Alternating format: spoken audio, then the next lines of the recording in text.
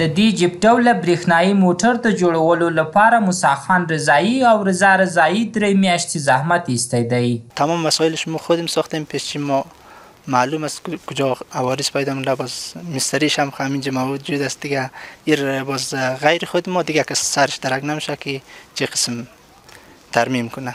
دوی یاد موټر د خپل پلار په ترمیم ځای کې جوړ کړی دی چې نږدې له 2 لسیزو راهیسې دلته په کار بوخت دي.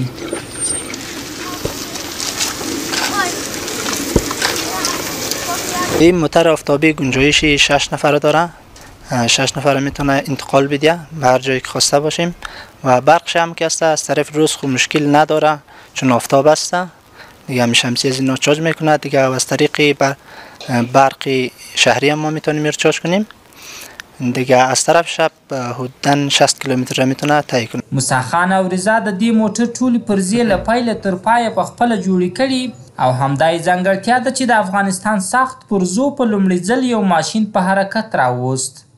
این قطعات از این موتور کلا داخل ساخته شده، تمام قطعاتش. وسایل موتور دیگه کلا داخلیه، در داخل ساخته شده. دوی له اسلامي امارت نه غوښتنې لري او وایي تر اوسه پورې د هیڅ بنسټ، ارګان یا شخص له لوري زموږ ملاتړ نه دی شوی تر څو دې ته ورته نور موټر جوړ او نور اختراعات هم وکړو. دولت یا کدام نهاد حمایه شویم ما میتونیم که موترهای تیلی را تبدیل کنیم به موترهای برقی.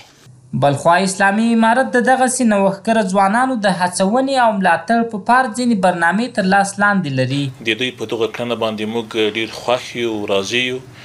د دوی دغه کار ستایو او دوی که چېرته د موږ امریت ته مراجعه وکړي د نورو هیوادوالو په څېر باندې به موږ دوی ته ښې زمینې انشاءالله برابرې کړو.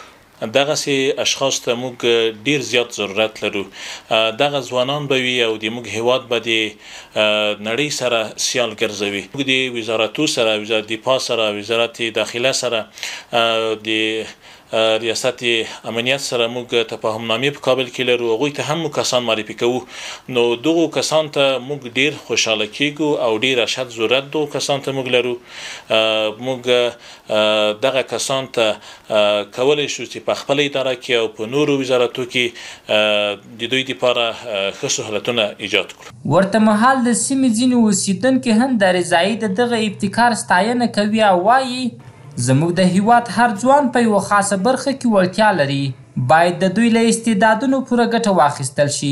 همچون اختراعاتی، همچون اکتشافاتی واقعا قابل افتخار است و ما بسیار خرسندیم که همچون جوانای همچون اشخاصی پیدا میشن که افتخارات را ایجاد میکنن و همچون چیزایی را ابداع میکنن و ما از دولت خود خواهشمندیم که همچون جوانای را باید مورد تشویق و تقدیر قرار بدهد تا بتوانند اینا تشویق شوند و همچین چیزهای وسایل را بسازند و باعث سربلندی یک کشور و میهن خود گردند. امارت اسلامی افغانستان خواهشمندیم چنین شخصی را باید تشویق کند، چون که چنین موتورها اگر در افغانستان اختراع شود ما خیلی میتوانیم از اقتصاد کشور صرفه جوړ کړو. هیره دې نه وي چې پخوا هم د هیواد په ګڼو سیمو کې ورته موټرونه جوړ شوي او لا هم د نوښت او اختراع یا د انګېزه د تکړه ځوانانو په ذهن کې ژوندۍ پاتې ده. خو که دولت او نور خصوصي بنسټونه یې ملاتړ او هڅونه ونه کړي نو لرې نه ده چې راټوکېدلي استعدادونه به د ناهیلیو په تل کې تری تم شي. حفیظ الله بریال، حریت نیوز، د غزني مالستان ولسوالي.